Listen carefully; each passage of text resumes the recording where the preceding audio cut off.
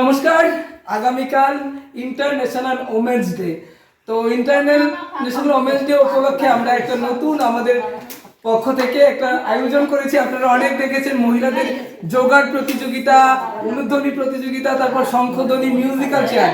কিন্তু আমি মনে করি মহিলাদের শিক্ষিত হওয়া খুবই প্রয়োজন, কারণ মহিলারা শিক্ষিত হলেই দেশ শিক্ষিত হবে, দেশ এগিয়ে যাবে, আমরা সুস্থ সমাজ ব্যবস্থা গড়ে তুলতে পারবো।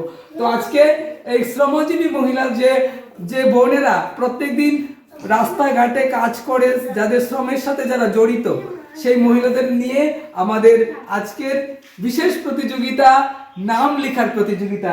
তো যে সবার আগে স্টার্ট বলিনি আমি, যে সবার আগে সুন্দর করে নাম লিখে দিতে পারবে সে হয়ে যাবে আজকের উইনার। এদিকে বাচ্চারা আছে, উৎসাহিত করবে, হাততালি দাও সবাই একটু। তো আজকে মহিলাদের মধ্যে নাম লেখার প্রতিযোগিতা করছি আমরা। স্টার্ট।